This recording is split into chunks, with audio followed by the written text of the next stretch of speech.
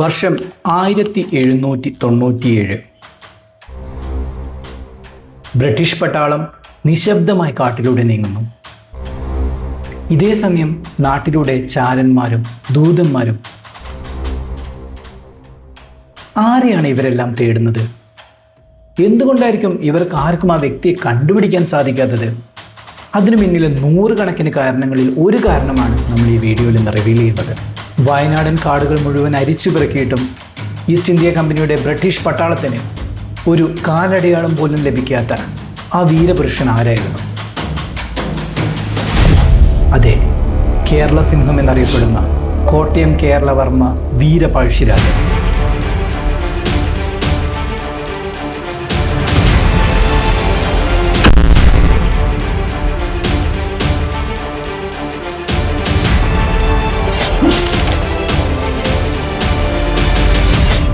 അദ്ദേഹത്തിൻ്റെ ഗറില്ല വാർ യുദ്ധരീതികൾക്ക് ഉപയോഗിച്ചൊരു ടെക്നിക്കാണ് ഇന്നത്തെ വീഡിയോയിൽ നമ്മൾ പരിചയപ്പെടാൻ പോകുന്നത്.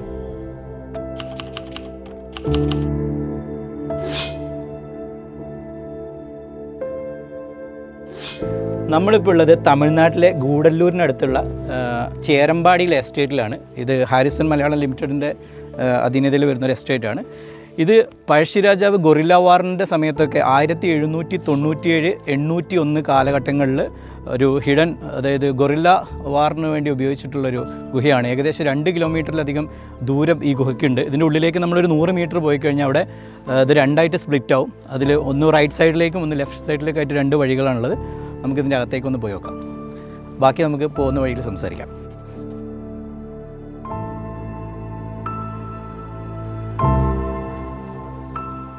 തലയിടിച്ചപ്പോഴാണ് ഡിസ്ക്ലൈമർ ഓർമ്മ വന്നത്.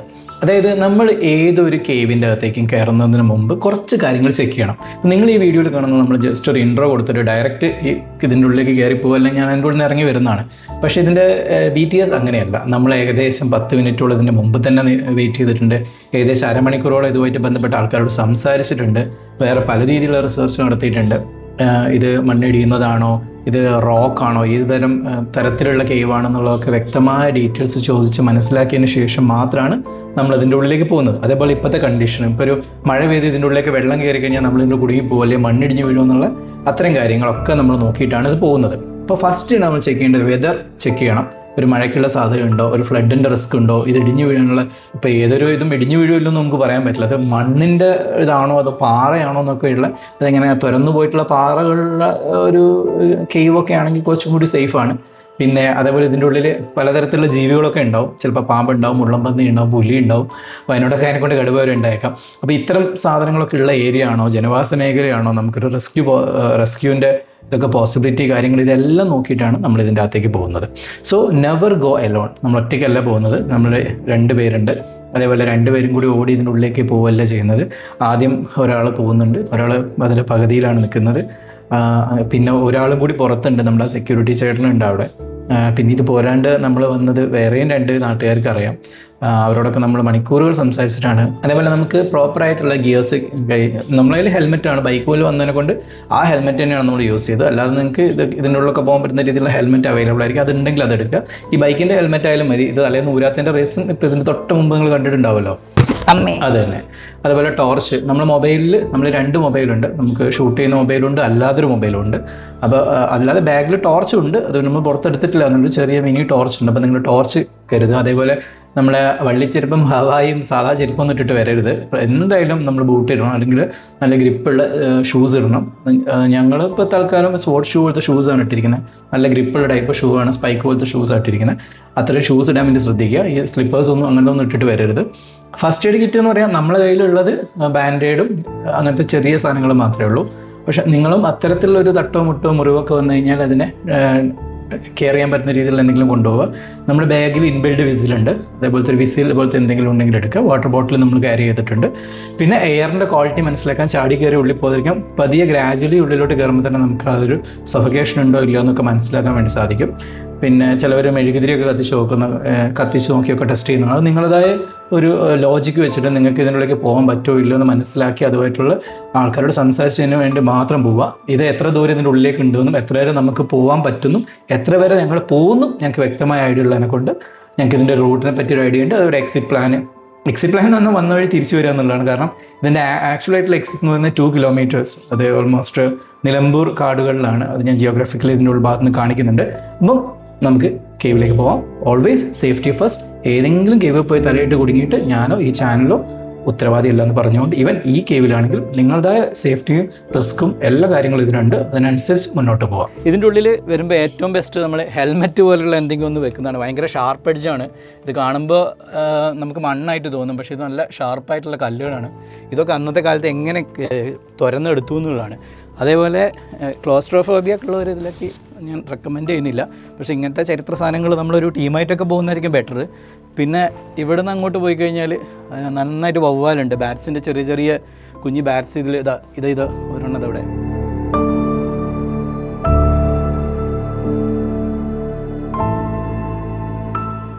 ഇവർക്ക് ബാറ്റ്സ് ഇവിടെയൊക്കെ തൂങ്ങി കിടക്കുന്നുണ്ട്.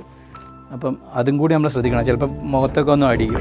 ഒരു ഫേസ് ഷീൽഡുള്ള ഹെൽമെറ്റ് ഇട്ടിട്ട് ഒരു ടോർച്ചോ അങ്ങനെ എന്തെങ്കിലുമൊക്കെ എടുത്ത് പോകുന്നതായിരിക്കും ബെറ്റർ. പിന്നെ ഒറ്റയ്ക്ക് ഇവിടെ ഒന്നും വരാതിരിക്കുക, ഗ്രൂപ്പായിട്ടൊക്കെ വരിക. ഇപ്പോൾ ഗ്രൂപ്പായി പോകുമ്പോൾ നിങ്ങളൊരു കാര്യം ശ്രദ്ധിക്കണം. നമ്മളിപ്പോൾ ഈ ഒരു ചാനലിൻ്റെ അകത്ത് ബാക്കിയുള്ള ഒരുപാട് ചാനലുകളൊന്നും ഇല്ലെങ്കിലും കുറച്ച് ചാനലുകൾ ഇതിനെക്കുറിച്ച് ചെയ്തിട്ടുണ്ട്. ഈ ഒരു ഗുഹേനെക്കുറിച്ച് അല്ലെങ്കിൽ പലതരം ഗുഹയെക്കുറിച്ച് പലരും ചെയ്യുന്നുണ്ട്. ഇപ്പം നമ്മൾ ഡയറക്റ്റ് ഒരു ഗുഹേൻ്റെ ഉള്ളിലേക്ക് ഓടിപ്പോയി കയറുക അങ്ങനത്തെ ഒരു രീതിയല്ല ഇവിടെ ഉദ്ദേശിക്കുന്നത്. നമ്മളെല്ലാത്തിലും ഫാക്റ്റ് ചെക്ക് ചെയ്ത് അല്ലെങ്കിൽ സയൻസും ടെക്നോളജി ഇതിൻ്റെ അകത്ത് ഏതൊക്കെ രീതിയിൽ ഉൾപ്പെടുത്താം അല്ലെങ്കിൽ അതുപയോഗിച്ച് എന്തൊക്കെ ചെയ്യാമെന്നുള്ള ഒരു പേഴ്സ്പെക്റ്റീവിലൂടെ ആയിരിക്കും നമ്മുടെ വീക്ഷണം എപ്പോഴും പോകുന്നത്. ഇപ്പോൾ ഒരു എക്സാമ്പിൾ ഞാൻ പറഞ്ഞുതരാം. 2018 തായ്ലാൻഡിലെ താങ് ലുവാങ് ഗുഹ ഓർമ്മയില്ല. 12 കുട്ടികൾ അവരുടെ കോച്ച് ഏകദേശം 18 ദിവസത്തോളാണ് അവർ അതിൻ്റെ ഉള്ളിൽ കുടുങ്ങിപ്പോയത്. അതിൻ്റെ പ്രധാന കാരണം എന്താ വെച്ച് കഴിഞ്ഞാൽ അവർ കാലാവസ്ഥേനെ ആ ഒരു വേണ്ട ലെവലിൽ എടുത്തില്ല. അവരതിൻ്റെ ഉള്ളിലുണ്ട് എന്ന് തന്നെ അറിയാൻ പറ്റിയത് കൂടുതൽ ഒരു കുട്ടീനെ വിളിച്ചപ്പം അവരവിടെ ഉണ്ട്, അതിൻ്റെ അടുത്തേക്ക് പോയിരുന്നു എന്ന് പറഞ്ഞതുകൊണ്ടും പിന്നെ പുറത്ത് ആ സൈക്കിളും ചെരുപ്പും കണ്ടതുകൊണ്ടാണ് അവരതിനുള്ളിൽ കണ്ടെത്താൻ തന്നെ സാധിച്ചത്.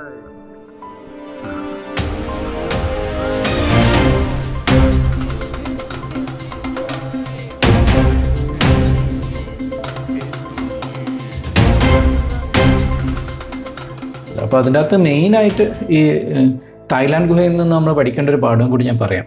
അതായത് കാലാവസ്ഥയെ നമ്മൾ വില കുറച്ച് കാണരുത്. വെതർ ചെക്ക് എന്ന് പറയുന്നത് ഓൾവേസ് ചെക്ക് ചെയ്യണം. നമ്മൾ ഇതിൻ്റെ അകത്ത് കുറച്ച് സൈറ്റ്സ് ഞാനിപ്പോൾ സ്ക്രീനിൽ കാണിക്കാം.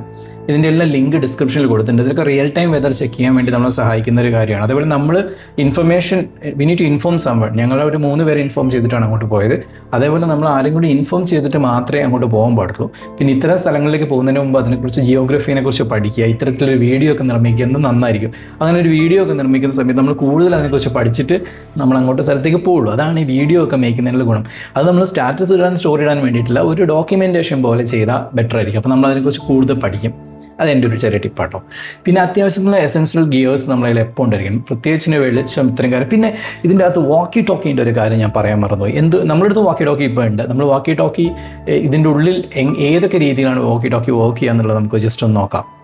സോ ഫസ്റ്റത്തെ കണ്ടീഷൻ, നമ്മൾ ഗുഹേൻ്റെ പുറത്തുള്ള സമയത്ത് നമ്മുടെ ഒരു ഫ്രണ്ട് ആദ്യം നമ്മൾ പുറത്തു നിന്ന് കമ്മ്യൂണിക്കേറ്റ് ചെയ്യണം. എന്താ ഞങ്ങളത് ഗുഹേൻ്റെ അടുത്ത് എത്താനായി, നീ അവിടെ ഉണ്ട്, ഓക്കെ. നമ്മൾ ആ ഒരു ഡിസ്റ്റൻസ് കമ്മ്യൂണിക്കേഷൻ ഒരു 1 കിലോമീറ്ററിനുള്ളിലൊക്കെ ഉള്ള ഈസി ആയിട്ട് കമ്മ്യൂണിക്കേറ്റ് ചെയ്യാം.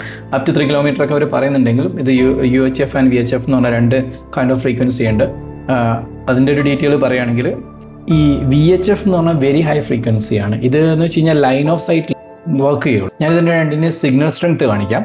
അതായത് ഇതിൽ ഇപ്പോൾ 300 മെഗാഹെർട്സ്, ഞാൻ ഇതിനെക്കുറിച്ച് ഡീറ്റെയിൽ വീഡിയോ ചെയ്യാം, ബാക്കി ഡോക്കിനെ കുറിച്ച് ചെയ്യാം. പക്ഷെ എന്നാലും ജസ്റ്റ് ഒന്ന് പറയുകയാണ്, ഒരു 300 മെഗാഹെർട്സ് മുതൽ 0.3 മെഗാഹെർട്സ്, അതായത് വെരി ലോ ഫ്രീക്വൻസി VLF എന്ന് പറയും, അതുവരെയാണ് നമ്മൾ ഇതിൻ്റെ ഒരു റേഞ്ച് എന്ന് പറയുന്നത്. അതായത് VHFും UHFും നമുക്ക് എങ്ങനെ ഏത് രീതിയിൽ യൂസ് ചെയ്യാൻ നോക്കാം. അതായത് VHF എന്ന് പറയുന്നത് നമ്മളൊരു അർബൻ ഏരിയയില നാട്ടിൻപുറത്തൊക്കെയാണ് നമ്മളിപ്പം യൂസ് ചെയ്യുന്ന ഒരു ഏരിയയിലൊക്കെ നമുക്ക് VHF ഒരു 30 മുതൽ 300 മെഗാഹെർട്സ് റേഞ്ചിലാണ് VHF വർക്ക് ചെയ്യുന്നത്. UHF എന്ന് പറഞ്ഞു കഴിഞ്ഞാൽ 300 to എബോ, 300 to അതൊരു 3000 മെഗാഹെർട്സ് വരെയാണ് UHF പോകുന്നത്. നമ്മുടെ കയ്യിലിപ്പോൾ നമ്മൾ യൂസ് ചെയ്യുന്നത് 400 മുതൽ 480 മെഗാഹെർട്സ് വരുന്ന UHFിൻ്റെ ഒരു വാക്കി ടോക്കിയാണ് നമ്മുടെ കയ്യിലിപ്പോൾ ഉള്ളത്. നമ്മളതാണ് ഇതിന് വന്നപ്പോൾ യൂസ് ചെയ്തിട്ടുള്ളത്. പക്ഷേ ഇത് തമ്മിൽ കമ്മ്യൂണിക്കേറ്റ് ചെയ്യുമ്പോൾ കുറച്ച് പ്രോബ്ലം ഉണ്ട്. അത് ഞാൻ ജസ്റ്റ് ഒന്ന്, കാരണം വാക്കി ടോക്കിനെ കുറിച്ച് നമ്മൾ സെപ്പറേറ്റ് ഒരു വീഡിയോ ചെയ്യുക, ആ സമയത്ത് കൂടുതൽ ഡീറ്റെയിൽസ് അതിനെക്കുറിച്ച് പറയുന്നതായിരിക്കും ബെറ്റർ എന്ന് തോന്നുന്നു. ഒന്നാമത്തെ കണ്ടീഷൻ, നമ്മൾ ഗുഹേൻ്റെ പുറത്ത് നിൽക്കുന്നു, നമ്മുടെ ഒരു ട്രക്കിംഗ് ടീമിൽ ഒരു മുന്നിലൊരു ടീം പോകുന്നു. അപ്പോൾ അവരവിടെ ഗുഹേൻ്റെ മുമ്പിൽ വെയിറ്റ് ചെയ്യുന്നു, ആ ലൊക്കേഷൻ ഫൈൻഡ് ചെയ്യാൻ വേണ്ടി അവിടേക്ക് എത്താനൊക്കെ നമുക്ക് വാക്കി ടോക്കി യൂസ് ചെയ്യാം. സെക്കൻഡ് സ്റ്റേജ്, നമ്മൾ ഗുഹേൻ്റെ ഉള്ളിൽ പെട്ടെന്ന് നമ്മൾ കൂടെയുള്ള ഒരു വ്യക്തിക്ക് അവർക്ക് എന്തെങ്കിലും ഒരു മെഡിക്കൽ എമർജൻസി, നമ്മൾ കൂടുതൽ ഒരാൾക്കൊരു എമർജൻസിയോ എന്തെങ്കിലും ഒരു കമ്മ്യൂണിക്കേറ്റ് ചെയ്യണമെങ്കിൽ ആ ഗുഹേൻ്റെ ഉള്ളിലുള്ള ആൾക്കാർക്ക് അങ്ങോട്ടും ഇങ്ങോട്ടും കമ്മ്യൂണിക്കേറ്റ് ചെയ്യാം. ഒരു കുറച്ചൊക്കെ ഡിസ്റ്റൻസിലാണെങ്കിൽ, ഭയങ്കരമായിട്ട് ഡീപ്പിലല്ലെങ്കിൽ കമ്മ്യൂണിക്കേറ്റ് ചെയ്യാൻ പറ്റും. ഇനി ആ വ്യക്തിക്ക് പുറത്തേക്ക് കമ്മ്യൂണിക്കേറ്റ് ചെയ്യാൻ പോസിബിൾ അല്ല, കാരണം പുറത്തേക്ക് സിഗ്നൽ എത്തില്ല. അതെന്തെങ്കിലും ഒബ്സ്റ്റക്കിൾസിൽ തട്ടിയിട്ടോ അത് അതിൻ്റെ ഉള്ളിൽ അവിടെ സിഗ്നൽ പുറത്തേക്ക് വരില്ല. അപ്പോൾ പുറമേ ഉള്ളൊരു വ്യക്തിയായിട്ട് കമ്മ്യൂണിക്കേറ്റ് ചെയ്യുന്നതിന് മൊബൈൽ ഫോണോ ഈ വാക്കി ടോക്കി പോലുള്ള സംവിധാനങ്ങൾ ഭയങ്കര ഡീപ്പിലേക്ക് പോകുന്ന ഗുഹയുടെ കേസിൽ വർക്ക് ചെയ്യില്ല. പക്ഷെ നമ്മളിപ്പോൾ ഉള്ള കറൻ്റിലുള്ള ഈ ഒരു ഇതിൽ നമ്മൾ ആകെ 30 മീറ്റർ ഉള്ളിലോട്ടേ പോയിട്ടുള്ളൂ. പിന്നെ റൈറ്റ് സൈഡിലേക്കും കൂടി കുറച്ച് നമ്മൾ പോയി, ലെഫ്റ്റിലേക്ക് നമ്മൾ കുറച്ച് വരെ പോയി, പിന്നെ നമ്മൾ അവിടെ നിന്നു. അതിൻ്റെ റീസൺ എന്താണെന്ന് ഞാൻ ഡീറ്റെയിൽ ആയിട്ട് പറയാം. ഇന്ത്യൻ ഉപഭൂഖണ്ഡത്തിലെ കൊളോണിയൽ വിരുദ്ധ പോരാട്ടങ്ങളുടെ ചരിത്രം പരിശോധിക്കുമ്പോൾ ഏറ്റവും സുവിശേഷമായ സൈനിക തന്ത്രങ്ങളുടെയും ജനകീയ ചെറുത്തുനിൽപ്പുകളുടെയും സാക്ഷ്യം വഹിച്ച ഒരു ഭൂപ്രദേശമാണ് നമ്മുടെ ഈ വെസ്റ്റേൺ ഗാട്സ് അഥവാ പശ്ചിമഘട്ട മലനിരകൾ. തമിഴ്നാട്ടിലെ നീലഗിരി ജില്ലയുടെയും കേരളത്തിന്റെ വയനാടിന്റെ അതിർത്തി പ്രദേശമായ ചേരമ്പാടി ഈ ചരിത്രത്തിലൊരു സുപ്രധാന ഏടാണ്. പ്രകൃതിരമണീയമായ തേയിലത്തോട്ടങ്ങൾക്കും നിബിഡ വനഭൂമികൾക്കും പേരുകെട്ട ഈ ഒരു പ്രദേശം Keralavarma Pazhassiraja British East India കമ്പനിക്കെതിരെ നടത്തിയ ഉജ്ജ്വലമായ ഗറില്ല യുദ്ധങ്ങളുടെയും ഒരു വ്യക്തമായ അവശേഷിപ്പുകൾ ഇവിടെ കാത്തു സൂക്ഷിക്കുന്നുണ്ട്. ഇതിൽ ഏറ്റവും പ്രധാനപ്പെട്ട ചരിത്രപരമായി വിലമതിക്കാനാവാത്ത ഒരു കണ്ടെത്തലാണ് ഈ വെൻവർത്ത് എസ്റ്റേറ്റിനുള്ളിൽ നമ്മളിപ്പോൾ കയറിയിട്ടുള്ള ഈ ഒരു ഗുഹ. നിങ്ങൾക്ക് ഇതിൻ്റെ ഉൾഭാഗത്ത് ഈ ഒരു കല്ലുകളൊക്കെ എങ്ങനെയാണ് ഒരു കർവ് ചെയ്ത്, ഇത് കാണുമ്പോൾ മണ്ണ് പോലെ ഉണ്ടെങ്കിലും ഇത് റോക്സ് ആണ്, ഭയങ്കര കട്ടിയുള്ള പാറകളും ഭയങ്കര ഷാർപ്പുമാണ്. ഒരു 2 നൂറ്റാണ്ടുകൾക്ക് മുമ്പ് ഈ ഒരു അധിനിവേശ ശക്തികളെ ചെറുക്കാൻ തദ്ദേശരായ പോരാളികളെ ഉപയോഗിച്ച ഈ ഒരു ഒളിത്താവളം കേവലം ഒരു ഭൂമിശാസ്ത്രമായ ഒരു പ്രതിഭാസമല്ല, മറിച്ച് വളരെ തന്ത്രപരമായിട്ടുള്ള സൈനിക വാസ്തുവിദ്യകളുടെയും അല്ലെ പൈതൃകപരമായ സംരക്ഷണത്തിന് ഒരു ഉത്തമ ഉദാഹരണം എന്ന് വേണമെങ്കിൽ പറയാം. ഇവിടെ നമുക്ക് ഇതുവരെ ലഭ്യമായിട്ടുള്ള ചരിത്ര രേഖകൾ വെച്ചിട്ട് അല്ലെങ്കിൽ കൊളോണിയൽ ആർക്കൈവുകൾ, ഈ കയറി വരുന്ന ഗുഹേന്റെ ഫ്രണ്ടിലായിട്ട് സ്ഥാപിച്ചിട്ടുള്ള ഒരു ഇൻഫർമേഷൻസ്, പത്രവാർത്തകൾ, ആധുനിക ടൂറിസം വെബ്സൈറ്റിലുള്ള വിവരങ്ങൾ, ഇതിനൊക്കെ അടിസ്ഥാനമാക്കിയിട്ടാണ് ചേരമ്പാടിയിലെ ഒരു പഴശ്ശി ഗുഹയുടെ ഒരു ഡീറ്റെയിൽ നമ്മൾ കളക്ട് ചെയ്തിട്ടുള്ളത്. അതിനെക്കുറിച്ചാണ് പരമാവധി ഇതിൽ പറയാൻ വേണ്ടി ശ്രമിക്കുന്നത്. ബ്രിട്ടീഷ് ഈസ്റ്റ് ഇന്ത്യ കമ്പനിയുടെ സാമ്രാജ്യത്വ മോഹങ്ങൾക്കെതിരെ മലബാറിൽ ഉയർന്നു വന്ന ഏറ്റവും ശക്തമായ ചെറുത്തുനിൽപ്പായിരുന്നു കോട്ടയം രാജവംശത്തിലെ കേരളവർമ്മ പഴശ്ശിരാജയുടെ നേതൃത്വത്തിൽ നടന്നത്. ഈ കോട്ടയം രാജവംശം എന്ന് പറയുന്നത് കണ്ണൂർ ഉള്ളതാണ്, നമ്മുടെ താഴെയുള്ള കോട്ടയമായിട്ട് മാറിപ്പോണ്ട. ഇനി ത്രൂ ഔട്ട് നമ്മൾ കോട്ടയം എന്ന് തന്നെ ആയിരിക്കും പറയാൻ പോകുന്നത്. ചരിത്രത്തിൽ കൊട്ടിയോട്ട് യുദ്ധം അഥവാ കോട്ടിയോട്ട് വാർ എന്നറിയപ്പെടുന്ന ഈ ഒരു പോരാട്ട പരമ്പര പ്രധാനമായും 2 ഘട്ടങ്ങളിലാണ് നടന്നത്. 1793 മുതൽ 1797 വരെ കോട്ടയത്തിന്റെ ഭരണാവകാശത്തെ ചൊല്ലിയായിരുന്നു. പിന്നെ ഇത് 1800 മുതൽ 1805 വരെ വയനാടിന്റെ മേൽക്കോയ്മയെ ചൊല്ലിയായിരുന്നു യുദ്ധങ്ങൾ അരങ്ങേറിയത്. 2ാം പഴശ്ശി വിപ്ലവ കാലത്ത്, അതായത് 1800 മുതൽ 1805 വരെ കമ്പനി സൈന്യത്തിന്റെ മികച്ച ആയുധബലത്തെയും അംഗബലത്തെയും നേരിടാൻ പരമ്പരാഗതമായിട്ട് നമ്മൾ ഉപയോഗിക്കുന്ന യുദ്ധമുറകളുണ്ടല്ലോ, ഡയറക്റ്റ്, അതെല്ലാം ഉപേക്ഷിച്ച് ഗറില്ല പോരാട്ടങ്ങളിലേക്ക് തിരിഞ്ഞു. ഇതിനായി അദ്ദേഹം തന്റെ താവളം വയനാടൻ കാടുകളിലേക്കും നീലഗിരി അതിർത്തികളിലേക്കും മാറ്റി. ഈ ഘട്ടത്തിൽ വയനാടിന്റെയും നീലഗിരിയുടെയും സവിശേഷമായ ഒരു ഭൂപ്രകൃതി അദ്ദേഹത്തിന് വലിയൊരു അനുഗ്രഹമായി മാറി. 1805 നവംബർ 30 മാവിലാൻ തോട് വെച്ച് ബ്രിട്ടീഷ് സൈന്യവുമായുള്ള ഏറ്റുമുട്ടലിൽ കൊല്ലപ്പെടുന്നതുവരെ അദ്ദേഹം ഈ വനമേഖലകളെ കേന്ദ്രീകരിച്ചാണ് തന്റെ പോരാട്ടങ്ങൾ ആസൂത്രണം ചെയ്തത്. ശത്രുക്കളുടെ മുന്നേറ്റം തടയുന്നതിനും സ്വന്തം സൈന്യത്തിന്റെ സുരക്ഷിതമായ ഒളിത്താവളങ്ങൾ ഒരുക്കുന്നതിനുമായി അദ്ദേഹം തിരഞ്ഞെടുത്തിരുന്ന ഭൂപ്രദേശങ്ങളിൽ ഒന്നായിരുന്നു ചേരമ്പാടിയിലെ ഈ നിബിഡ വനങ്ങൾ. പഴശ്ശിരാജയുടെ ഗറില്ല തന്ത്രങ്ങളുടെ വിജയത്തിന് പിന്നിലെ ഏറ്റവും വലിയ ചാലകശക്തി തദ്ദേശരായ ഗോത്രവർഗ്ഗക്കാരുടെ സജീവ പങ്കാളിത്തമായിരുന്നു. കുറുമ, കുറിച്ച് ഗോത്ര വിഭാഗക്കാർ ഈ യുദ്ധത്തിൽ നിർണായകമായ പങ്കുവഹിച്ചു. ഈ ഗുഹയുടെ മുമ്പിൽ സ്ഥാപിച്ചിട്ടുള്ള ബോർഡിൽ രേഖപ്പെടുത്തിയത് പ്രകാരം ഈ വനമേഖലയിലെ ഗോത്ര പോരാളികളാണ് ബ്രിട്ടീഷ് സൈന്യത്തിനെതിരെയുള്ള പ്രതിരോധത്തിന് മുൻപന്തിയിൽ നിന്നത്. വനത്തിന്റെ മുക്കും മൂലയും സുരക്ഷിതമായ പാതകളും കൃത്യമായി അറിയാവുന്ന ഇവർ കാടിന്റെ ഭൂപ്രകൃതിയെ പൂർണ്ണമായി പ്രയോജനപ്പെടുത്തിക്കൊണ്ട് ശത്രുക്കൾക്കെതിരെ മിന്നലാക്രമണം നടത്തുക എന്ന തന്ത്രമാണ് അവർ സ്വീകരിച്ചത്. കുരിശ്യരുടെയും കുറുമരുടെയും പരമ്പരാഗതമായ വനവിജ്ഞാനം, അമ്പെയ്ത്തിലെ നൈപുണ്യം, തദ്ദേശമായ അറിവുകൾ എന്നിവ ബ്രിട്ടീഷ് സൈന്യത്തിന് വലിയ നാശനഷ്ടങ്ങളാണ് വരുത്തിവെച്ചത്. ചേരമ്പാടി പോലുള്ള പ്രദേശത്ത് ജീവിച്ചിരുന്ന ഊരാളി കുറുമർ ലോകത്തിലെ തന്നെ അപൂർവ ഗോത്ര വിഭാഗങ്ങളിൽ ഒന്നാണ്. 2ാം പഴശ്ശി യുദ്ധത്തിൽ സുപ്രധാന പങ്കുവഹിച്ചതും ഇവരായിരുന്നു. ഗോവിന്ദനാശാൻ എന്ന മുതിർന്ന പോരാളിയുടെ ഓർമ്മകളും ചരിത്രപരമായ സംഭാവനകളും ആധുനിക കാലത്ത് ഈ ഗുഹയുമായി ബന്ധപ്പെട്ട ചടങ്ങുകളെ സ്മരിക്കുകയും ആദരിക്കുകയും ചെയ്തിട്ടുണ്ട്. ഇതെല്ലാം സൂചിപ്പിക്കുന്നത് പഴശ്ശി ഗുഹ കേവലം ഒരു രാജാവിന്റെ ഒരു ഒളിത്താവളം മാത്രമല്ല, സ്വാതന്ത്ര്യത്തിന്റെയും ദേശസ്നേഹത്തിന്റെയും കൂടി പ്രതീകത്തിലൊന്നാണ്. ഇനി നമുക്ക് ഈ പഴശ്ശി ഗുഹയുടെ വാസ്തുവിദ്യയും അതിന്റെ ഒരു പ്രതിരോധ തന്ത്രങ്ങൾ എന്തൊക്കെയാണെന്ന് നോക്കാം. ഇത് ജസ്റ്റ് ഒരു ഗുഹ ഉണ്ടാക്കി വെക്കുകയല്ല ചെയ്തിരിക്കുന്നത്. ചേരമ്പാടിയിലെ വെൽവർത്ത് എസ്റ്റേറ്റിന്റെ അതിർത്തിയിലുള്ള തേയിലത്തോട്ടങ്ങൾക്കും വനഭൂമികൾക്കും നടുവിലെ സ്ഥിതി ചെയ്യുന്ന ഈ ഒരു പഴശ്ശി ഗുഹ ശത്രുക്കളുടെ മുന്നേറ്റം തടയാൻ ശാസ്ത്രീയപരമായി രൂപകൽപ്പന ചെയ്തതാണ്. അതാണ് എന്തുകൊണ്ടാണ് അവർ ഒരു സ്പോട്ട് അവർ ചൂസ് ചെയ്തതെന്ന് വെച്ച് കഴിഞ്ഞാൽ ഇത് 200 വർഷം മുമ്പ് ഈ ഒരു പ്രദേശം എങ്ങനെയാണെന്ന് കൂടി നമ്മുടെ മൈൻഡിൽ ഇമാജിൻ ചെയ്യണം, എന്നാലേ നമുക്കത് കറക്റ്റ് മനസ്സിലാവുള്ളൂ.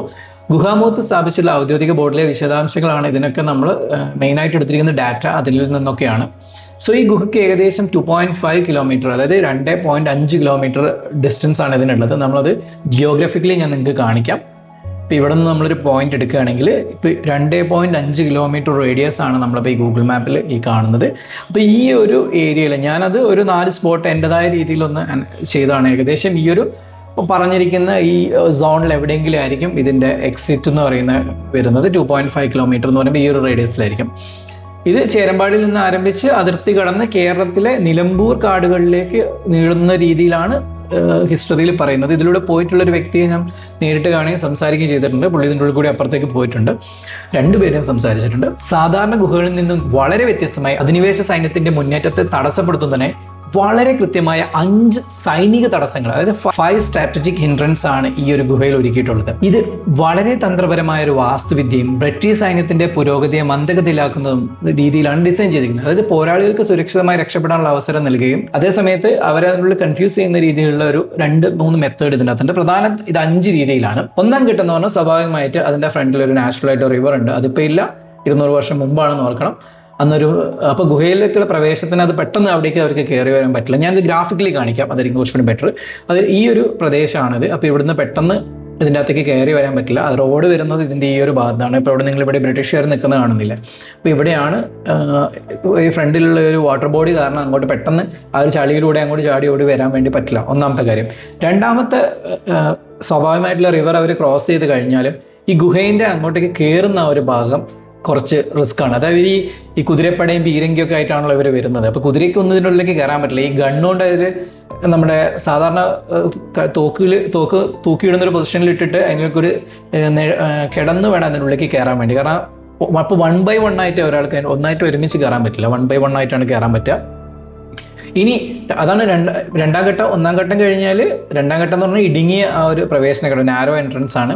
അപ്പോൾ ഒരാൾക്ക് മാത്രം കറക്റ്റ് കയറാൻ ആ ഒരു രീതി. അപ്പോൾ 1 by 1 ആയിട്ടാണ് കയറാൻ പറ്റുള്ളൂ. പിന്നെ എളുപ്പത്തിൽ ആ ഒരു സമയം കൊണ്ട് അവർക്ക് പ്രതിരോധിക്കാനുള്ള അവസരം കിട്ടുന്നു. പിന്നെ അമ്പ് അവർക്ക് ചെയ്യാൻ പറ്റും. ഈ സമയത്ത് നമുക്ക് ഷൂട്ട് ചെയ്യാനും എയിം ചെയ്യാനുള്ള ഒരു ഗ്യാപ്പ് കിട്ടില്ല. പിന്നെ മൂന്നാം ഘട്ടം എന്ന് പറഞ്ഞാൽ ഇരുമ്പിൻ്റെ ഒരു സെക്യൂർഡ് ആയിട്ടുള്ള ഒരു അയൺ ഗേറ്റ് ഉണ്ട്. അതിപ്പോൾ നശിച്ചുപോയി. അത് കണ്ട ആൾക്കാരെയൊക്കെ നമ്മൾ കണ്ടിട്ടുണ്ടായിരുന്നു. അത് കുറേ കാലം അവിടെ ഉണ്ടായിരുന്നു. പിന്നീട് അതിൻ്റെ മുകളിൽ അതിൻ്റെ ഒരു കൂട്ടൊക്കെ കണ്ട ആൾക്കാർ പറയുന്നുണ്ടായിരുന്നു. അതിൻ്റെ അകത്ത് ചെമ്പിൻ്റെ അങ്ങനെ ഒരു കൂട്ടുണ്ടായിരുന്നു, അതൊക്കെ പോയി. സോ അത് പ്രവേശന കവാടത്തിൽ നിന്ന് 100 ഫീറ്റിൻ്റെ ഉള്ളിലാണ് അത് സ്ഥാപിച്ചിട്ടുള്ളത്, സുരക്ഷാ ഗേറ്റ്. നമ്മൾ അതും കഴിഞ്ഞിട്ട് ഉള്ളിലേക്ക് നമുക്ക് നിലവിൽ പോകാൻ പറ്റും. പിന്നെ ഇതും തുറന്ന് ആ ഒരു സമയം കൊണ്ട് തന്നെ ബാക്കിയുള്ളവർക്ക് എസ്കേപ്പ് ചെയ്യാൻ പറ്റും. നാലാം ഘട്ടമാണ് ഇതിൽ ഏറ്റവും കൺഫ്യൂസ് ചെയ്യുന്നത്. പെട്ടെന്ന് നമുക്ക് റൈറ്റിലേക്ക് പോകാനുള്ളൊരു ടെൻഡൻസിയാണ് തോന്നുക. കാരണം ലെഫ്റ്റിലോട്ട് ഇങ്ങനെ ഒരു കയറ്റം പോലെ റൈറ്റിലേക്ക് കുറച്ചുകൂടി ഈസി ആയിട്ട് മൂവ് ചെയ്യുന്ന രീതിയിലാണുള്ളത്. അപ്പോൾ റൈറ്റിലേക്ക് കയറി പോവുകയാണെങ്കിൽ ഗുഹേൻ്റെ ഉള്ളിലേക്ക് ശത്രുക്കൾ കടന്ന് അവിടെ നിന്ന് കൺഫ്യൂഷൻ ആവും. ചിലപ്പോൾ അവർ സ്പ്ലിറ്റ് ആവും. ഈ സ്പ്ലിറ്റ് ആയിട്ട് റൈറ്റ് സൈഡിലേക്ക് പോയവർ അതിൻ്റെ എൻഡിൽ പോയിട്ട് അവിടെ നിൽക്കും. കാരണം അങ്ങോട്ട് വഴിയില്ല, 2 way പാത്ത് അതിനെക്കൊണ്ട്. പിന്നെ അഞ്ചാമത്തെ ഘട്ടം എന്ന് വെച്ചാൽ ഇനി തിരിച്ച് ഇവരിങ്ങോട്ട് കയറി അവിടെ വന്നാൽ തന്നെ അത് നേരെ വന്യമൃഗങ്ങളൊക്കെ നിറഞ്ഞ ഭയങ്കര നിബിഡമായിട്ടുള്ളൊരു നിലമ്പൂർ കാടുകളിലേക്കായിരിക്കും അവർ വന്ന് കയറുന്നത്. അപ്പോൾ ശത്രുക്കൾ സംഭവം ഈ ഗുഹ പിടിച്ചെടുത്താലും അവർക്ക് അതുകൊണ്ട് പ്രത്യേകിച്ച് അവർക്കൊന്നും അവിടെ ചെയ്യാൻ പറ്റില്ല. അവരങ്ങോട്ട് കയറി കഴിഞ്ഞാൽ അവർക്ക് കൺഫ്യൂസായി അവരെത്തുമ്പോഴേക്കും കാടിനെ പറ്റി വ്യക്തമായ അറിവുള്ള നമ്മുടെ സൈന്യം അവരെത്രയും പെട്ടെന്ന് സ്കൂട്ടായി കാടിൻ്റെ ഉള്ളിലേക്ക് അതിൻ്റെ സുരക്ഷിതമായ സ്ഥലങ്ങളിലേക്ക് ഹൈഡ് ചെയ്യുന്നു. ഇനി അഥവാ അവരവിടെ 1 by 1 ആയിട്ട് ഗുഹേൻ്റെ എക്സിറ്റിലേക്ക് വരികയാണെങ്കിൽ ഇവർക്ക് ടാർഗറ്റ് ചെയ്യാൻ പറ്റാവുന്നതേ ഉള്ളൂ. അങ്ങനെ 2025 ഫെബ്രുവരി 28 ചരിത്രത്തിൻ്റെ വീണ്ടെടുപ്പ് നടക്കുകയാണ്. ഈ ഗുഹയ്ക്ക് പഴശ്ശി ഗുഹ എന്ന ഔദ്യോഗികമായി നാമകരണം ചെയ്യപ്പെട്ടു. മലയാളം ദിനപത്രത്തിൽ ചേരമ്പാടി ഗുഹയിലെ വിളക്ക് തെളിയുന്നു എന്ന തലക്കെട്ട് പ്രസിദ്ധീകരിച്ച ഈ ഒരു ചിത്രമാണ് ഞങ്ങളെ ഈ ഒരു ഗുഹയിലേക്ക് എത്തിക്കുന്നത്. ഒരു സൺഡേ വെറുതെ പുറത്തേക്ക് ഇറങ്ങിയായിരുന്നു. ആ യാത്രക്കിടയിലാണ് അപ്രതീക്ഷിതമായി ഇത് കാണുന്നത്. പക്ഷേ ഇത് ഈ ഗുഹനെ കുറിച്ച് നമ്മൾ ഓൾറെഡി കേട്ടിട്ടുണ്ടായിരുന്നു. 24 ന്യൂസിൽ സുർജിത്ത് ഏട്ടനൊക്കെ ചെയ്ത ഒരു ന്യൂസ് നമ്മൾ കണ്ടിട്ടുണ്ടായിരുന്നു. പക്ഷേ ഇവിടെ എന്തെങ്കിലും ഇവിടെ പോകണം എന്നുള്ളത് നമ്മുടെ മനസ്സിൻ്റെ ഉള്ളിൽ എവിടെയോ മറഞ്ഞു കിടക്കുകയായിരുന്നു. അങ്ങനെ ഇരിക്കുകയാണ് നമ്മൾ ദേശാഭിമാനിയിലെ ഈ ഒരു ആർട്ടിക്കിൾ കാണുന്നതും അങ്ങനെയാണ് നമ്മൾ ഇതിലേക്ക് പോകുന്നതും. ഇത് ഞാനിവിടെ കൂടെ ഷെയർ ചെയ്തേ ഉള്ളൂ. നമ്മൾ പഴശ്ശിരാജയെക്കുറിച്ച് കൂടുതൽ പഠിക്കുമ്പോൾ അദ്ദേഹത്തിൻ്റെ ഗുഹേനെക്കുറിച്ചും ആ കാനന യാത്രയെക്കുറിച്ചും ഡിഫൻസ് മെക്കാനിസം ഫൈറ്റിംഗ് ഒക്കെ പഠിക്കുന്ന സമയത്ത് ഒരുപാട് ഗുഹകൾ ഒരുപാട് മെത്തേഡുകൾ ഉപയോഗിച്ചിട്ടുണ്ടെങ്കിലും നമുക്ക് കണ്ടെത്താൻ പറ്റുന്ന കുറച്ചെണ്ണത്തിൽ ഒരെണ്ണം ഞാനിപ്പോൾ സെർച്ച് ചെയ്ത് കണ്ടെത്തി. ഒന്ന് കക്കാടംപൊയിൽ ഭാഗത്തുള്ളത്, ഞാൻ കണ്ടെത്തിയാൽ ഓൾറെഡി അതുണ്ട്. പക്ഷേ നമ്മളിവിടെ കണ്ടെത്തിയ ഒരു പ്രത്യേകത എന്താ വെച്ചാൽ ഇത് രണ്ടിനെ അലൈൻ ചെയ്ത് വെക്കുമ്പോൾ ഇത് ഒരേ ലൈനിലാണ് വരുന്നത്, ഒരേ പൊസിഷനിലാണ് അതുള്ളത്. മേ ബി ഇതായിരിക്കാം ഒരു ബൗണ്ടറി പോലെ ക്രിയേറ്റ് ചെയ്തിട്ട് ഉള്ള എഡ്ജിലായിരിക്കും, അല്ലെങ്കിൽ എളുപ്പത്തിന് പെട്ടെന്ന് ആർമീനെ ഡിപ്ലോയ് ചെയ്യാൻ വേണ്ടിയിട്ടോ ഹൈഡ് ചെയ്യാൻ വേണ്ടിയിട്ടൊക്കെ ഉണ്ടാക്കിയിട്ടുള്ളൊരു രീതിയായിരിക്കും. ഞാൻ ഏകദേശം ഒരു 5.5 ഒരു 6 കിലോമീറ്റർ സ്ക്വയറിലാണ് ആ ഒരു ഏരിയ മെഷർ ചെയ്ത്. കാരണം എക്സാക്റ്റ് സ്ഥലത്തേക്ക് നമ്മൾ പോകുന്നുണ്ട്. അത് പോകുന്നതിൻ്റെ മുമ്പായിട്ട് നമ്മൾ വെർച്വലി ആ ഒരു സ്ഥലം സ്പോട്ട് ചെയ്തിട്ട് നമ്മൾ അലൈൻ ചെയ്ത് നോക്കുമ്പോൾ ഇത് രണ്ടും ഏകദേശം ഒരേ ലൈനിലാണ് വരുന്നത്. ഒരേ ലൈനിൽ വന്നതുകൊണ്ട് കാര്യമില്ല, ഇവിടുത്തെ എലിവേഷൻ എന്ന് പറയുന്നത് ഭീകരമാണ്. അപ്പോൾ ഞാനിപ്പോൾ ലൈൻ നിങ്ങൾ കാണുന്നുണ്ടോ, യെല്ലോ ലൈനിൽ ഇതിൽ ജസ്റ്റ് ഒരു വര പോലെയാണ് പോകുന്നെങ്കിലും ഇത് തമ്മിൽ ഏകദേശം 22 കിലോമീറ്ററോളം ഡിസ്റ്റൻസ് വരുന്നുണ്ട്. ആ 22 കിലോമീറ്ററിൽ 11 കിലോമീറ്ററിൽ തന്നെ ഏകദേശം 1796 മീറ്ററോളം ഹൈറ്റ് ഇതിൻ്റെ അടുത്ത് എലിവേഷൻ വരുന്നുണ്ട്. അതായത് ഏറ്റവും ബേസ് ആയിട്ടുള്ള ആൾട്ടിറ്റ്യൂഡും ഏറ്റവും ടോപ്പായിട്ടുള്ള ആൾട്ടിറ്റ്യൂഡ് എന്ന് പറയുന്നത് 82 ബേസും ഏറ്റവും ടോപ്പ് എന്ന് പറഞ്ഞാൽ 1800 അപ്പോൾ ഇത്രയും വേരിയേഷനുള്ളൊരു കാട്ടുപാത വഴിയാണ്. ചിലപ്പോൾ ഇവിടെ നിന്നൊക്കെ കണ്ടില്ലൊരു ഇങ്ങനെ ഈ മുകളിൽ കൂടി പോകുന്ന പോലെ ആയിരിക്കണം എന്നില്ല, ഒരു പക്ഷേ ടണലായിരിക്കാം, അല്ലെങ്കിൽ അവിടുന്ന് ഡൈവേർട്ട് ചെയ്തിട്ട് അതിന് ചുറ്റിപ്പോകുന്ന രീതിയായിരിക്കാം. എങ്ങനെയായാലും ഇത് രണ്ടിനെയും അലൈൻ ചെയ്ത് വെക്കുന്ന സമയത്ത് ഇത് രണ്ടും ഒരു എനിക്ക് തോന്നുന്നത് അദ്ദേഹത്തിൻ്റെ രാജ്യത്തിൻ്റെ ടെറിട്ടറിയാണ് ഇതൊക്കെ വരുന്നത്. അപ്പോൾ ആ ഒരു രീതിയിൽ സെറ്റ് ചെയ്തായിരിക്കാം. പിന്നെ ഇതിൻ്റെ ഇടയിൽ മൾട്ടിപ്പിൾ അവിടെ ഒരുപാട് ഇതേപോലത്തെ കാട്ടുവഴികളും ഗുഹകളും ടണൽസൊക്കെ ഉണ്ടെന്ന് പറയുന്നുണ്ട്. ഫോറസ്റ്റ് ഡിപ്പാർട്ട്മെൻറ്റിൻ്റെ അണ്ടർലൈനെ കൊണ്ടൊന്നും നമുക്കത് ഇങ്ങോട്ട് എക്സ്പ്ലോർ ചെയ്യാൻ പറ്റുന്നില്ല. അപ്പോൾ ഇത്തരം സാധനങ്ങളൊക്കെ ശരിക്കും കണ്ടെത്തി അത് സെക്യൂർഡ് ആയിട്ടുള്ളൊരു വേയിൽ വെക്കുകയാണെങ്കിൽ, നഷ്ടപ്പെടാത്ത രീതിയിൽ സംരക്ഷിച്ച് വരികയാണെങ്കിൽ ജനങ്ങൾക്കും ചരിത്ര ഗവേഷകർക്കും അതുമായിട്ട് ബന്ധപ്പെട്ട ആൾക്കാർക്കൊക്കെ കാണാൻ വേണ്ടി സാധിക്കുന്നു എന്നുള്ളത് മറ്റൊരു കാര്യമാണ്. ഇത് നമ്മൾ ഈ കാണുന്ന ഈ ഒരു സ്ഥലം എന്ന് പറഞ്ഞാൽ ആക്ച്വലി ഇതിപ്പോൾ ബൈ മിസ്റ്റേക്കിൽ വന്നാണ്. എന്നാലും ഈ ഒരു നാടിപ്പോൾ ഇല്ല. നിങ്ങളിപ്പോൾ ഈ കണ്ടുകൊണ്ടിരിക്കുന്നത് കേരളത്തിനെ അല്ല, ഞങ്ങൾ വയനാട്ടുകാരെ ഏറ്റവും സങ്കടത്തിലാഴ്ത്തിയ ചൂരൽമല ആണ് ഈ കാണുന്നത്. ചൂരൽമല, മുണ്ടക്കൈ ഏരിയകളാണ് കാണുന്നത്. ഈ കാണുന്ന വീടുകളൊന്നും ഇപ്പോൾ നിലവിലില്ല. ഇത് എങ്ങനെയോ സൂം ചെയ്തപ്പോൾ ഇതിൻ്റെ തൊട്ടടുത്താണ് ജിയോഗ്രഫിക്കലി ഈ സ്ഥലം വരുന്നത്. അപ്പോൾ അതങ്ങനെ വന്നാണ്. ഇപ്പം നിങ്ങൾ ഈ കാണുന്ന ഈ ചൂരൽമല സ്കൂളിൻ്റെ ഗ്രൗണ്ടിൻ്റെ കറണ്ട് അവസ്ഥ വേണം ഞാൻ ജസ്റ്റ് ഒന്ന് കാണിക്കാം. ഞങ്ങളിതിനെക്കുറിച്ച് ഒരു ഇൻ ഡീറ്റെയിൽ സ്റ്റഡി വർഷങ്ങളായി നടത്തിക്കൊണ്ടിരിക്കുകയാണ്. ഉരുൾപൊട്ടലിൻ്റെ മുമ്പേ നമ്മൾ ഈ ലാൻഡ് സ്ലൈഡിനെ കുറിച്ച് ഒരു ഡോക്യുമെൻ്ററി ഫിലിം നമ്മുടെ ഷാജു സാർ ചെയ്യുന്നുണ്ട്. അപ്പോൾ അതിനെക്കുറിച്ച് എഡ്യൂക്കേഷൻ കണ്ടൻ്റാണ്. ഡോക്യുമെൻ്ററി ഫിലിം ഉടനെ വരുന്നുണ്ട്. അപ്പോൾ അത് പണിപ്പൂരിൽ നടക്കുന്നുണ്ട്. അതുകൊണ്ട് ഞാൻ ഇതിൻ്റെ ഡീറ്റെയിലേക്കൊന്നും പോകുന്നുമില്ല. ഈ ഒരു സബ് ടോപ്പിക്കിന് ഞാൻ അതിനെ മാറ്റിയെടുക്കാം. കാരണം ഇതിപ്പോൾ നിങ്ങൾ കാണുന്ന 2025 ഇത് പറ്റുന്നതിൻ്റെ കുറച്ച് മാസങ്ങൾക്കൊക്കെ മുമ്പുള്ള ഭൂതല ദൃശ്യങ്ങൾ, സാറ്റലൈറ്റ് വ്യൂസാണ് നിങ്ങൾ കാണുന്നത്. അപ്പം ഇത് നമ്മൾ വിഷ്വലിലേക്ക് വന്നതുകൊണ്ട് ഞാനത് ജസ്റ്റ് പറഞ്ഞു എന്നേ ഉള്ളൂ. പിന്നെ ഇത് വന്ന വഴിയാട്ടോ നിങ്ങൾ ഇപ്പോൾ ഈ കാണുന്ന ഇതിന് മുമ്പ് പൊട്ടിയിട്ടുള്ള ഒരു ലാൻഡ് സ്ലൈഡിൻ്റെതാണ്. എനിവേ നമ്മൾ അപ്പുറത്തെ സൈഡിലേക്ക് തന്നെ പോകാം. നമ്മൾ ഇരുവഴിഞ്ഞിയുടെ സൈഡൊക്കെയാണ് ഈ ഒരു കണ്ടത്. ഇരുവഴിഞ്ഞിയാണ്. ഇത് ഇവിടെ ഒരു ചെറിയൊരു ലാൻഡ് സ്ലൈഡിൻ്റെ എന്തോ കാണുന്നുണ്ട്. ഓക്കെ. ഇപ്പം നമ്മൾ കറൻ്റ്ലി ഇതേപോലെ ഒരു ടണൽ ഇവിടെ ഉണ്ടാക്കുന്നുണ്ട്. അതായത് നമ്മളെന്ന് ഉദ്ദേശിച്ചത് ഈ ജനറേഷനും ഒരു ടണൽ ഉണ്ടാക്കുന്നുണ്ട്. ഇതിൻ്റെ താഴ്ഭാഗത്ത് ഇവിടെയായിട്ട് വരും. ഇവിടെയാണ്, ഇവിടെ ഒരു ടണൽ.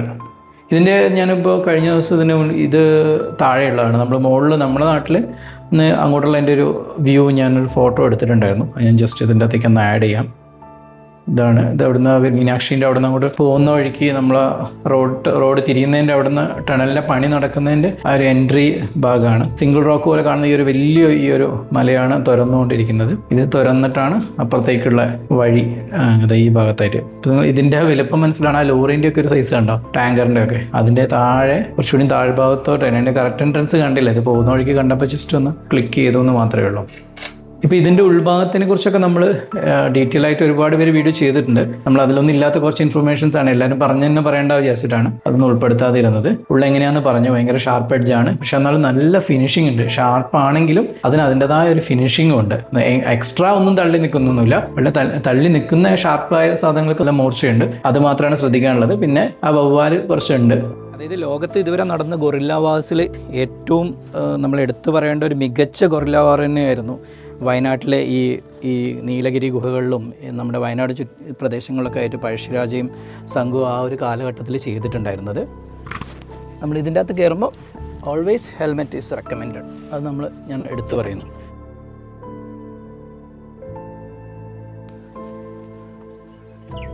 ഇങ്ങനൊരു സാധനം ഇതിൻ്റെ ഉള്ളിലുണ്ടെന്ന് ഇമാജിൻ ചെയ്യാൻ പറ്റുമോ? നോക്കിക്കേ, ഇവിടെ നിന്ന് നമ്മളിപ്പോൾ പുറത്തുനിന്ന് വരികയാണെങ്കിൽ ഒരു സാധാരണ ഒരു സ്ഥലം, ഇവിടെ ഇപ്പോൾ നമ്മുടെ ഹിസ്റ്ററി പ്രകാരം ഇതിൻ്റെ ഫ്രണ്ടിലാണ് വാട്ടർ ഫ്രണ്ട്, ഒരു വെള്ളത്തിൻ്റെ ഒരു, ഇപ്പോൾ ഇവിടെ നമുക്കൊരു തോട് പോലെ കാണാം. അപ്പോൾ അന്ന് ഇതിൽ വെള്ളം കവർ ചെയ്തിട്ടുണ്ടാവും, ഇവിടെ എന്തെങ്കിലും ചെടികൾ എന്തെങ്കിലും വെച്ച് കവർ ഇതിനെ മൂടി വെച്ചിട്ടുണ്ടാവും. പിന്നെ 5ഓളം ഒബ്സ്ട്രക്ഷൻസ് ഇതിൻ്റെ ഉള്ളുണ്ട്. അത് ഒബ്സ്ട്രിക്കിൾസ് കവർ ചെയ്തിട്ട് 5 ഒബ്സ്ട്രിക്കിൾസ് പല രീതിയിലായിട്ട് കൺഫ്യൂസ് ചെയ്യുന്ന രീതിയിൽ വഴികളുണ്ട്. അതേപോലെ നുഴഞ്ഞു പോകേണ്ട വഴികളുണ്ട്. അങ്ങനെ പലതരം ഒബ്സ്ട്രിക്കിൾസ് ഉണ്ട്. അപ്പോൾ ഇതിനെപ്പറ്റി ഒരു ബ്ലൂ പ്രിൻ്റ് ഉള്ള ഒരു വ്യക്തിക്ക് മാത്രമേ കറക്റ്റ് ഇതിലൂടെ യാത്ര ചെയ്യാൻ പറ്റുള്ളൂ. അല്ലാത്തൊരു ഒന്നില്ലെങ്കിൽ റോങ് ആയിട്ടുള്ള സ്ഥലത്ത് പോയി കൊടുക്കും. പിന്നെ ഇവരെന്തെങ്കിലും ചിലപ്പോൾ ട്രാപ്പ് സെറ്റ് ചെയ്തിട്ടുണ്ടാവും. അപ്പോൾ അന്നത്തെ കാലത്ത് വല്ല കല്ലങ്ങ അവരുടെ തലയിൽ വീഴുന്ന രീതിയിലും അങ്ങനെ പല രീതിയിലും സെറ്റ് ചെയ്തിട്ടുണ്ടാവും. അപ്പോൾ കറക്റ്റ് വ്യക്തമായൊരു ബ്ലൂ പ്രിൻ്റ് ഒരു ഐഡിയ ഉള്ളവർക്ക് മാത്രമേ ഇത് യൂസ് ചെയ്തിട്ട് ഈ അവരെന്നാണോ പഴശ്ശിരാജയൊക്കെ എങ്ങനെയാണോ ചെയ്ത് ആ മെത്തേഡ് ഫോളോ ചെയ്ത് പോകാൻ വേണ്ടി പറ്റുള്ളൂ. അല്ലാതെ വെറുതെ ഇത് കണ്ടെത്തിയോണ്ടോ ഇതിൻ്റെ ഉള്ളിൽ കയറിയോണ്ടോ ഇതിന് യൂസ് ചെയ്യാൻ വേണ്ടി പറ്റില്ല. അപ്പോൾ ആ രീതിയിൽ വളരെ ബുദ്ധിപരമായിട്ടാണ് ഇതിനെ കൺസ്ട്രക്ട് ചെയ്തിട്ടുള്ളത്. ഒരുപാട് വെള്ളാരങ്കല്ല് കാണുന്നുണ്ട് ഇതിൻ്റെ ഉള്ളിൽ. ഇതൊക്കെ ഇതിൻ്റെ ഉള്ളിൽ നിന്ന് ഈ ഒരു വെള്ളാരങ്കല്ലും വളരെ ഹാർഡായിട്ടുള്ള റോക്കും.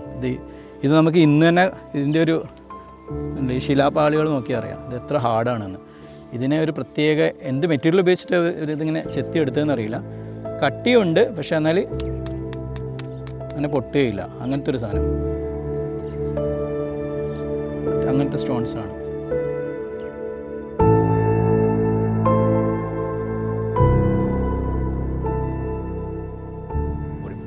അതുപോലെ മറ്റൊരു കാര്യം, ഇത് വയനാട്ടിൽ നീലഗിരി മലനിരകളിലുള്ള 12ഓളം കോട്ടകളുണ്ട്. അതിൽ കോട്ടമല കോട്ടയുമായിട്ട് ബന്ധിപ്പിക്കുന്ന രീതിയിലാണ്, അതിനു വേണ്ടിയിട്ടാണ് ആക്ച്വലി ഈ ഒരു പാത ഉപയോഗിക്കുന്നത്. അപ്പോൾ എളുപ്പത്തിൽ ഇവിടുന്ന് നമ്മുടെ ആർമീനെ ഡിപ്ലോയ് ചെയ്യാൻ വേണ്ടിയിട്ട് ഇത് കോട്ടമലയിലുമായിട്ടാണ് ഇത് കണക്ട് ചെയ്തിട്ടുള്ളത്. സോ ഇതിൻ്റെ ലൊക്കേഷൻ ഞാൻ ലിങ്ക് ഡിസ്ക്രിപ്ഷനിൽ ഇട്ടിട്ടുണ്ട്. നിങ്ങളിവിടെ സന്ദർശിക്കുകയാണെങ്കിൽ അതിൻ്റെതായ മര്യാദകൾ പാലിച്ച് ഇതിനെ സൂക്ഷിക്കേണ്ട രീതിയിൽ, നശിപ്പിക്കാത്ത രീതിയിൽ ഇത് സന്ദർശിക്കുക, കാണുക, അതിനെക്കുറിച്ച് പഠിക്കുക. കൂടുതൽ ഇൻഫർമേഷൻസ് ഇവിടെ ബോർഡിലൊക്കെ കൊടുത്തിട്ടുണ്ട്. അതെല്ലാം വായിച്ച് മനസ്സിലാക്കിയതിന് ശേഷം ഇത്തരം സ്ഥലങ്ങൾ സന്ദർശിച്ച് ഇതിനെ സപ്പോർട്ട് ചെയ്യേണ്ടതും ഇതിനെക്കുറിച്ച് കൂടുതൽ പഠിക്കേണ്ടതൊക്കെ നമ്മുടെ ഉത്തരവാദിത്തമാണ്. അപ്പോൾ ടെക് ട്രെൻഡ്സിൻ്റെ പുതിയൊരു വീഡിയോയുമായി കാണുന്നവരെ ബൈ.